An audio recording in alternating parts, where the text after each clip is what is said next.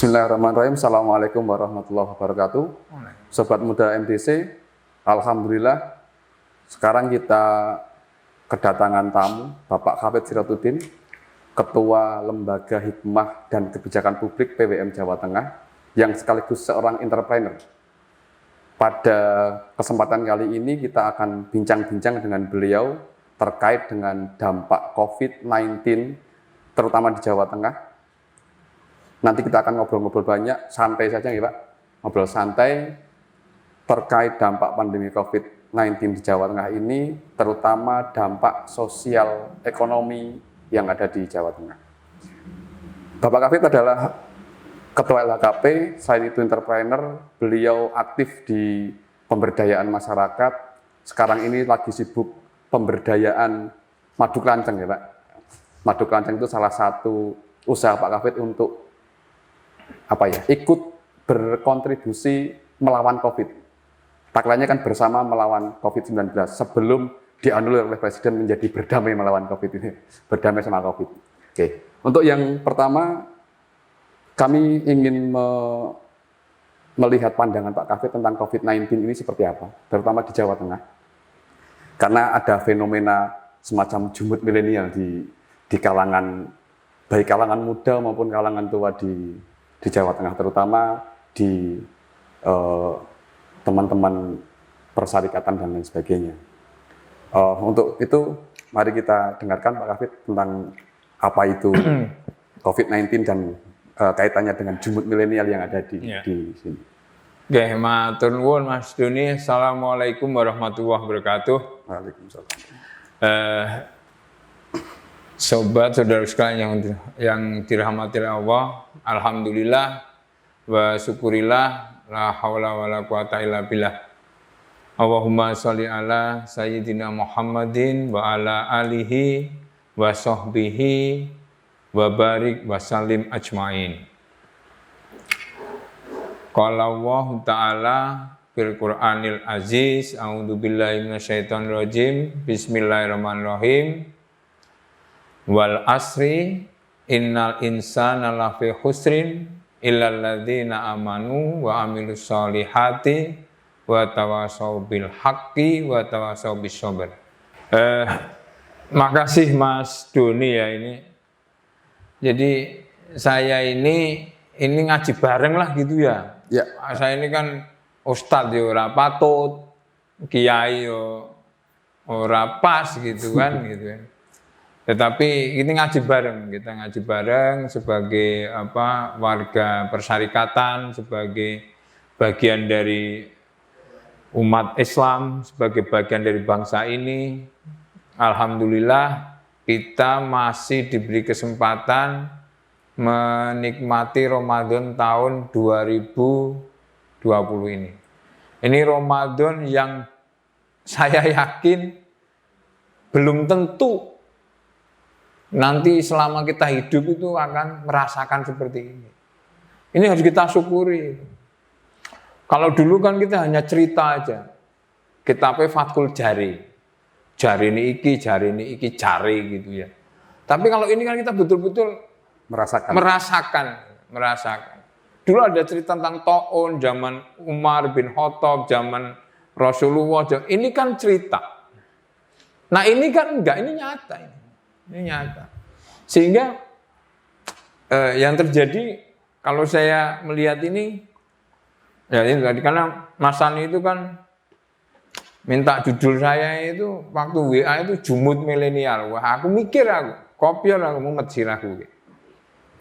Karena apa? Karena ini dua kata ini kita kan harus tahu.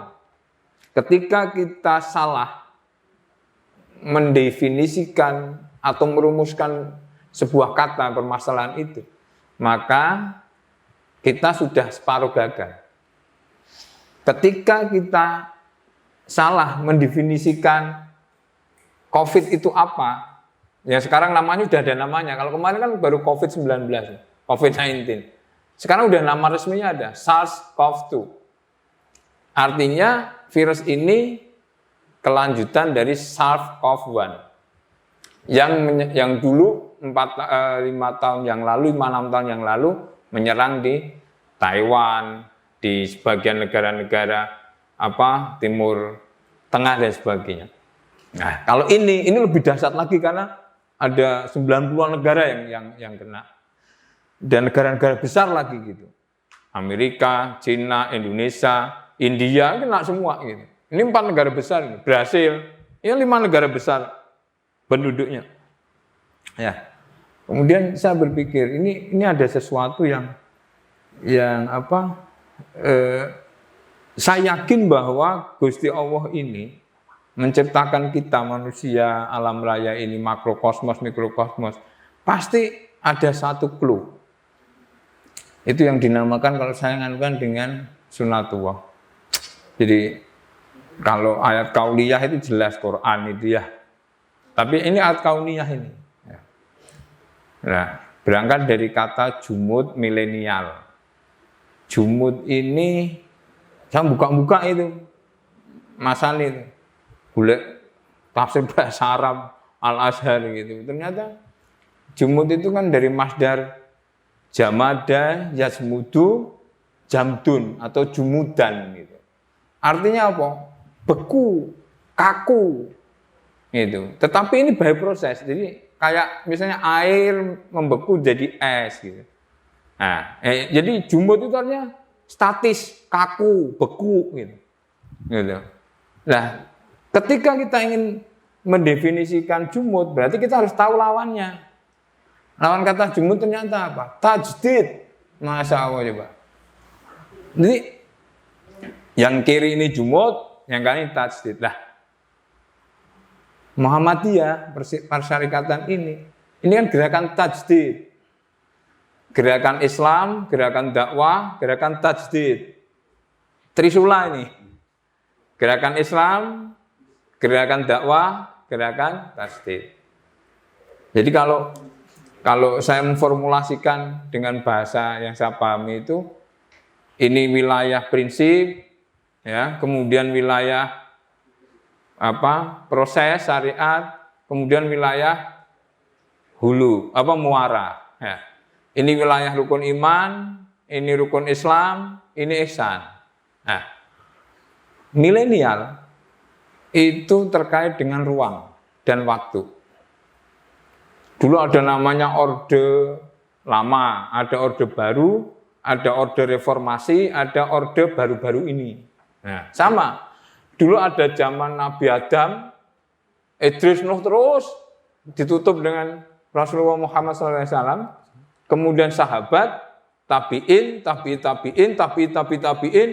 kita, gitu. Ya kan? Artinya milenial ini kan era sekarang, milenium, ya sekarang. Jadi kalau saya menangkap jumud milenial itu ya kebekuan, kekakuan, ya, anti perubahan, anti perbaikan yang terjadi era milenial ini. Jadi misalnya gini, ini saya ada Android ini. Kita nganggo ilmu laku aja, nggak usah nganggo dalil pernah nggak usah laku. Cara orang pakai HP itu sudah menunjukkan dia itu generasi kapan. Dan yang generasi Z, generasi Y itu 3G bahkan nganggo 3G ngomong nulis dewe. Tapi kalau orang-orang seperti saya yang umur 50 plus ini, itu lumayan lah nganggo 3G loro wis rada. Maksudnya saya itu rada up to date orang ketok desa banget lah orang-orang kan gini. Tapi coba panjenengan lihat aja di masjid, di mall, di apa. Nganggo kacamata, nutule nganggo 3G siji itu sebetulnya udah jumut itu. dalam berapa itu jumut itu. Akhirnya apa? Akhirnya ya lucu gitu. Nutul. Tidak hanya cara nutulnya, tapi cara berpikirnya juga kurang banter mengikuti Android-nya. Ya. Jadi ini kalau saya melihatnya gini Mas Bini. Allah itu memberikan hidayah kepada makhluknya. Ada 5 macam hidayah yang diberikan Allah pada makhluknya, dan semua itu untuk mendukung eksistensi manusia sebagai khalifah di bumi. Jadi misalnya gini, yang pertama itu hidayah ilhami, hidayah instinktif. Itu Allah berikan kepada tanaman, kepada tumbuhan, ya, kepada hewan, kepada manusia. Nah, insting. Jadi misalnya gini, ini kalau pot ini kasih tanaman, ya kan, nggak ada tanah bisa hidup nggak? Bisa, selama ada air. Karena air adalah makhluk yang diciptakan Allah pertama kali. Karena yang diciptakan Allah pertama kali itu makhluk, namanya air. Ya, kemudian setelah itu Allah membuat ars, singgasana. Kemudian Allah ciptakan al-qalam. Ya, baru Allah ciptakan langit. Allah ciptakan bumi. Allah ciptakan isinya bumi. Nah, semua itu apa? Untuk inna khalaqnal insana fi ahsani taqwim. Jadi untuk mendukung kekhalifahan sing jenenge menungso anak wong ini sampai nanti hari akhir. Lah, ini adalah hidayah yang paling rendah. Hidayah ilhami itu. Nah, orang yang jumud itu adalah orang yang tidak mampu mengoptimalkan insting, ya, naluri yang sudah diberikan pada orang. Kita misalnya, itu kan tahu misalnya kobong otomatis kan bicaranya mateni gitu. Kobong kok meneng bae, berarti jumud. Ya. Oke, tadi definisi dan dasar berpikir sudah disampaikan panjang lebar oleh Pak Kafid tentang SARS-CoV-2 itu adalah turunan dari SARS-CoV-1 yang 6 tahun lalu menyerang Asia Barat dan Asia Selatan kurang lebih. Sekarang SARS-CoV-2 itu menyerang hampir di seluruh dunia. Tentu saja ini sunatullah seperti yang dijelaskan oleh Pak Kafid. Tapi memang kontradiksi dari itu semua, generasi milenial, walaupun tidak semuanya anak muda, ada orang tua yang hidup di zaman milenial ini, perilakunya cenderung jumud. Artinya tidak bisa mengikuti perkembangan zaman. Zaman berkembang begitu cepat, tapi karena jumudnya itu, akhirnya tidak bisa mengikuti. Akhirnya timbullah penyebaran hoax dan lain sebagainya. Nah, untuk itu, bagaimana kita sebagai kaum-kaum milenial, kaum-kaum muda yang diharapkan bisa menggerakkan persyarikatan, menggerakkan anak bangsa untuk menuju ke kemajuan, seperti tagline-nya kita, tajdid gitu ya, berkemajuan. Bagaimana sih kita harus bersikap, Pak, untuk menghadapi hal ini semua? Okay.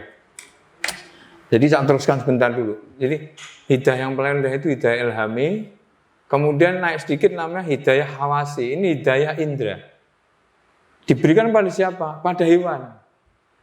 Tumbuhan tidak dia dikasih, tapi diberikan pada hewan. Ya, hewan apapun, mau kecil, mau nggak kelihatan, mau apa, sama diberi ini. Manusia juga diberi indra itu. Kasih mata, kasih telinga, kasih lidah, kasih kulit itu. Kemudian naik lagi, nah ini spesifik, ini diberikan pada manusia dan jin, yaitu hidayah akal, hidayatul akli, gitu. Nah, kemudian di tingkat yang keempat itu hidayatul din, agomo, hidayah din, baru puncaknya hidayah taufik lah. Terkait dengan Mas Doni tadi, ketika kita mau bicara tentang jumud, maka perspektifnya kalau menurut saya dilihat dari fasilitasi yang sudah diberikan Allah pada makhluknya itu. Jadi misalnya gini, manusia diberi akal nih untuk berpikir kan. Di Quran juga banyak afala tafakkarun, afala taqilun, afala tadabbarun dan sebagainya. Kowe tak kei akal apa kira mikir? Kowe tak kei akal apa ora meneliti gitu. Nah, jadi jumud itu sudah diformulasikan oleh Yai Ahmad Dahlan. Jadi Ahmad Dahlan itu, pendiri Muhammadiyah itu dulu ngajar Al-Ma'un hampir 3 bulan. Mo'an maun yai mbok munggah. Nah, kowe wis ngerti apa urung maknane? Wis ngerti artine apa urung? Dereng ya, ya saya diartekke sik. Ngesuk ngaji meneh. Pun apal sakniki artine yai. Lah kowe wis mudeng karepe apa urung? Nggih dereng ya, ayo dikaji, gitu kan? Wis esuk meneh, wis rong sasi iki, ngaji al-maun rong sasi. Ngaji pirang ayat tok sithik rong sasi. Cah saiki urung mesti kuat gitu. Kemudian baru setelah 2,5 bulan Ahmad Dahlan bilang, saiki ngene, kowe wis ngerti maksude, wis ngerti artine, wis ngerti maknane. Saiki wis dilakoni apa urung? Nggih dereng, saya saiki dilakoni. Maka teologi al-maun itu yang menjadikan Muhammadiyah saat ini punya universitas, punya sekolahan yang terbanyak, bahkan lebih banyak daripada negeri, punya panti asuhan yang lebih banyak dari panti asuhan negara, yang punya rumah sakit lebih banyak daripada RSUD dan pemerintah. Artinya apa? Mengamalkan. Nah, kemudian Ahmad Dahlan ngajar Al-Asr yang tadi ayat saya baca tadi, wal asri itu ngajar Al-Asr itu konon ada yang 6 bulan, ada yang bilang 8 bulan. Nah, itu kaitannya apa? Karena itu kan ayatnya kan wal asri ya, wawunya wawu kosam. Kalau istilahnya Pak, saya ngaji itu soal model ngodokan itu kan wawu kosam, wawu sumpah. Ayat yang dimulai dengan wawu kosam, apalagi wal asri, wal fajri, wal duha, wawunya itu artinya hal itu sering dilupakan oleh orang. Satu. Yang kedua, hal yang disebutkan itu adalah amat sangat penting bagi kehidupan manusia. Ini, bagi kehidupan makhluk. Yang ketiga, ayat-ayat berikutnya itu adalah clue, kunci supaya kita tidak kehilangan apa yang menjadi penting itu. Jadi sayang Yai Ahmad Dahlan meninggal di usia relatif muda, 54 tahun. Saya udah 52, jadi kalau nanti umurnya 54 ya tinggal 2 tahun. Tapi artinya kalau nanti usianya 63 kayak seusia Bapak almarhum saya, ya mungkin isih lumayan Mas Doni 11 tahun meneh. Nah, artinya apa? Waktu ini yang paling penting, karena tidak mungkin kembali waktu itu. Al-Ghazali ngendika bahwa waktu itu hanya ada 3, kemarin, sekarang, besok.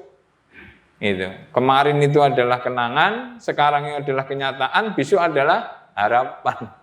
Sama dimensinya lah. Milenial adalah sekarang. Mungkin setelah ini ada post milenial, tapi kita udah meninggal, ya kan? Nah, makanya kalau saya menangkap yang tadi disampaikan Mas Doni, supaya nggak jumut bagaimana kita. Ya tadi itu. Kami terkait waktu.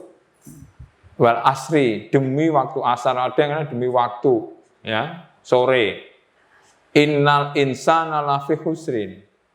Sesungguhnya insan, manusia dalam kondisi rugi, kondisi jumut. Kondisi itu.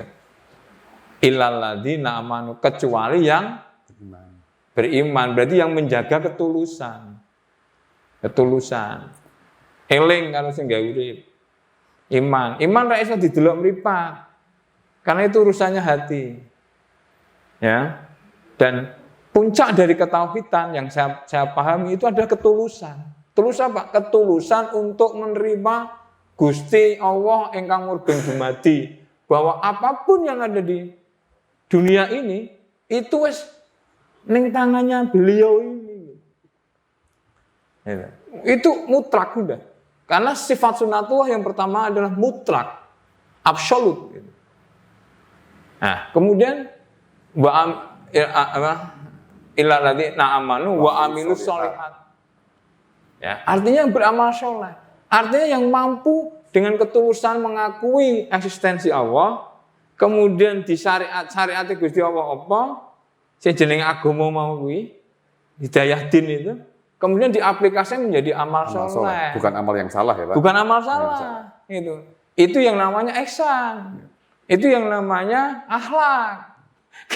Jadi ini luar biasa. Saya membayangkan kalau waktu itu Yai Ahmad Dahlan belum meninggal muda, kemudian mampu mengurai, memformulasikan tafsir kontekstual dari Al-Asr ini, itu mungkin amal usaha Muhammadiyah sudah lebih ngeri itu.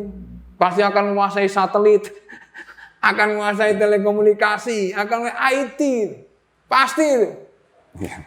Artinya sudah digariskan sama Allah melalui Al-Quran bahwasanya sebagian besar makhluk di dunia ini akan mengalami kejemutan gitu ya. Oh iya. Ya. Kecuali tadi ya. Bila jembut makanya kudu iman dan beramal soleh. Kemudian terusannya wa tawasau bil haqqi wa tawasau bis sabr. Jadi kuncinya pada kebenaran, pada kesabaran. Karena puncak dari akhlak itu, sifat dari akhlak itu puncaknya adalah sabar dan syukur. Artinya saat ini sebenarnya sudah garisnya sudah benar ini Pak. Udah benar. Garisnya Gusti Allah sudah benar. Sunnatullah pasti benar kok Mas. Iya. Banyak yang jumud daripada yang benar gitu kan. Ya. Banyak yang jumud daripada yang tasdid. Yang tasdid itu ya. Nah, sekarang gini. Iya. Karena kita tergabung dalam Persyarikatan Muhammadiyah yang mempunyai takkan berkemajuan itu artinya kita sebagai generasi milenial yang harus tidak sama dengan yang lainnya. Yeah. Yang kalau yang lainnya mau jumud silahkan saja jumud. Kalau kita harus tajdid gitu ya, karena kita Muhammadiyah. Menyikapi masalah pandemi ini, kami melihat memang banyak yang jumud, banyak yang mengambil dasar-dasar yang ngawur gitu ya. Ada yang bilang jangan takut virus, takutlah kepada Allah dan lain sebagainya. Artinya pemikiran-pemikiran yang jumud itu. Tapi tidak berpegang pada anjuran-anjuran yang dikeluarkan oleh ahli-ahli kesehatan. Karena ini COVID, masalah kesehatan. Ulama pun kemarin Ustadz Zikrullah mengatakan ulama pun tidak punya wewenang ilmiah untuk bersikap di masa pandemi ini. Yang punya sikap benar adalah ahli kesehatan. Dalam hal ini adalah gugus tugas COVID-19. Ulama bagaimana sikapnya? Ulama menganjurkan kepada umat sesuai dengan protokol yang ditetapkan oleh ahli kesehatan. Seperti itu, Pak. Ya. Nah, terus kita sebagai warga persyarikatan yang berkemajuan harusnya bersikap seperti apa ini, Pak? Ya, jadi gini. Ya tadi saya udah matur awal. Sekarang tanya dulu. COVID-19 atau SARS-CoV-2 itu apa sih? Kui tumbuhan, apa hewan, apa menungso, apa jin, apa benda mati. Makhluk hidup? Jelas, itu makhluk hidup. Kalau enggak, kenapa bilang, ini virusnya biar mati, berarti hidup. Hidup. Karena apa? Karena sifat sunnatullah yang kedua adalah exactly, pasti. Ada hidup, ada mati. Ada kelahiran, ada kematian. Ada starting, ada ending. Itu sunnatullah. Gitu. Jadi, kalau saya ditanya, kebetulan saya ada mentor saya yang tentang mikrobiologi ya, seorang profesor guru besar bidang mikrobiologi. Memang pendapat boleh bermacam-macam, tetapi intinya bahwa virus itu makhluk hidup. Gitu. Lah, kalau makhluk hidup berarti tinggal pilihannya hanya dua. Dia tunduk pada hidayah hawasi, apa hidayah ilhami. Kalau dia itu tanaman, berarti tunduknya kepada hidayah ilhami. Tapi kalau saya kok lebih cenderung, dia itu hewan. Kalau saya loh, berdasarkan dari berbagai jurnal maupun apa yang saya tanya, memang ini beda dengan bakteri virus itu. Ya, tapi kalau menurut ahli mikrokultur bakteriologi, ya virus bakteri itu sama saja. Apa yang membuat dia sebagai makhluk hidup? Apa coba? Karena dia memiliki DNA, dia memiliki RNA. Artinya apa? Dia punya super mikrochip tentang informasi kemakhlukan. Yang itu berbeda antaranya satu dengan yang lain. Karena itu salah satu sifat juga sunnatullah, yaitu apa? Unik. Beda satu dengan yang lainnya. Mas Ani itu anaknya papat, aku sing papat. Ya. Itu ya meskipun sak petarangan, ya disidik jarinya beda kok. Ya, beda. banyak ahli kesehatan yang sudah melakukan sosialisasi edukasi ke masyarakat melalui media sosial, melalui media mainstream dan sebagainya, bahwasanya virus ini beda dengan bakteri. Virus ini adalah makhluk, kalau katakanlah makhluk yang kasat mata, dia makhluk yang tidak sempurna. Ya. Dia bisa hidup ketika ada inangnya. Oh, itu sama. Ada inangnya, iya. Artinya virus ini tidak akan pernah hidup sempurna kalau tidak ada media yang bisa membuat dia hidup dan berkembang. Orang ditemploki. Ya, betul. Gitu, maka dari itu muncullah protokol-protokol itu. Ya. Tapi orang-orang yang jumut tadi tidak mengetahui ini, akhirnya mengabaikan atau bahkan ekstrimnya menentang protokol-protokol yang dikeluarkan oleh ahli-ahli kesehatan. Jadi gini Mas Doni, saya mau tanya, hewan sama tanaman itu diagama enggak? Yang jelas bertasbih kepada Allah. Ya. Enggak, punya agama enggak? Ya. Agama itu diberikan Allah untuk hidayah din itu ya. Hidayah din itu kan tadi udah matur, hidayah din diberikan Allah kepada manusia dan jin. Ya. Gitu. Artinya aku nggak ngatur kehidupannya menungso karo jin. Kenapa dikasih hidayah itu? Karena nantinya akan dimintai pertanggungjawaban. Iya. Lah hewan tanaman orang pertanggungjawabannya. Apa ono sing bentekoki manro buka, pelem enggak ada. Iya. Yang dikasih pertanggungjawaban itu manusia, minal jinnati wan nas. Gitu loh. Jadi ini tadi saya matur, ini salah mendefinisikan, salah merumuskan masalah, jadi masalah. Gitu. Berarti yang harus kita lakukan harus mengetahui dulu rumusnya apa itu. Iya. Kita iya. Kalau masyarakat secara umum bagaimana, Pak? Nah, makanya ini tugasnya tokoh masyarakat, tokoh agama, ya, tugasnya akademisi, tugasnya takmir masjid, tugasnya pimpinan persyarikatan, tugasnya ustadz, kiai untuk belajar. Itu. Jadi kadang kita ini kan lebih memiliki semangat baca yang tinggi, tapi daya bacanya rendah. Ya, bacanya cuma status daya Facebook saja, tapi nggak mau membaca literasi yang tadi. Ya, jurnal nggak dibaca, gitu. Apa meneh kok kitab kandel-kandel rasa yuko wae gitu. Ternyata hoax. Ya. Gitu kan lah. Ini masalah. Jadi kalau menurut saya, apa yang paling penting kita bisa lakukan sebagai generasi bangsa muda ya, umat dan juga persyarikatan. Kalau saya secara prinsip ya, kita ini jumud ini terjadi itu kan karena IPK-nya rendah. Indeks peradaban kemanusiaan rendah. Itu yang dadeknya jumud. Iya. Bukan indeks prestasi kumulatif ya, Pak. Bukan, indeks peradaban kemanusiaan. Jadi peradaban ini kan dari kata adab, sesuatu yang tidak nampak. Yang nampak namanya budaya. Gitu. Ya. Jadi peradaban bahwa masyarakat jadi tertib atau tidak, itu nggak bisa dilihat. Taunya setelah ada antrian.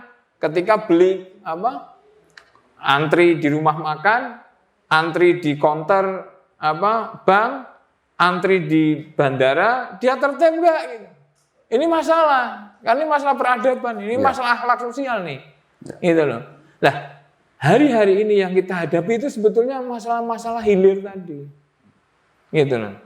Nah, kalau saya kemarin ditanya, kebetulan ada teman saya, Mas, gue mau Jumatan nggak? Gue pusing dia. Orang Mas nak, gue Masjid Muhammadiyah. Nah, Masjid Muhammadiyah ya ramah. Sesuai anjuran PP. Jadi, kalau saya sederhana, kalau itu Masjid Amalusa Muhammadiyah, ya taatilah aturan dari PP Muhammadiyah. Iya. Kalau itu masjid musola di lingkungan NU, ya takdimlah pada PBNU. Kalau itu masjid jami, masjid agung, pemerintah, ya aturan pemerintah yang diikuti. Nak kuwi masjid LDI, ya gawe aturan pengurus besar LDI yang diikuti. Kalau musola di dalam rumah, anut tuan rumah. Ayo tuan rumah. Iya. Ya kan begitu.